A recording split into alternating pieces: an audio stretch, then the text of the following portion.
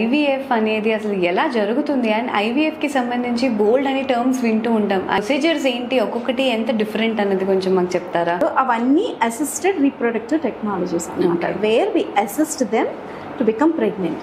So first IUI అంటే ఏంటంటే ఎప్పుడైతే ఫీమేల్ పార్ట్నర్స్ ఎగ్స్ రిలీజ్ అయ్యి రెడీగా ఉంటాయో, ఓవ్యులేట్ అయ్యి, సో ఆ టైంలో హస్బెండ్ స్పర్మ్ తీసుకుని ప్రాసెస్ చేసి యూట్రస్లో డిపాజిట్స్ చేస్తాం, so that it increases the chances of fertilisation అన్నమాట.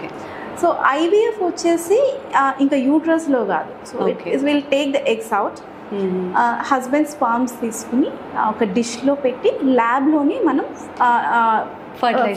ఫర్టిలైజ్ యాక్చువల్లీ చేయం, వి విల్ ఇంక్యుబేటెడ్.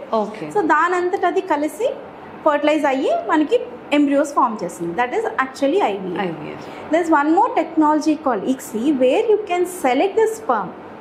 సో ఏది బెటర్ స్పర్మ్ అది సెలెక్ట్ చేసి ఒక ఎగ్ని పట్టుకుని రెండు మనమే ఫర్టిలైజ్ చేస్తాం. సో దాన్ని మనం ICSI అంటాం. సో అల్టిమేట్గా మనకు కావాల్సింది an embryo which will give us a pregnancy.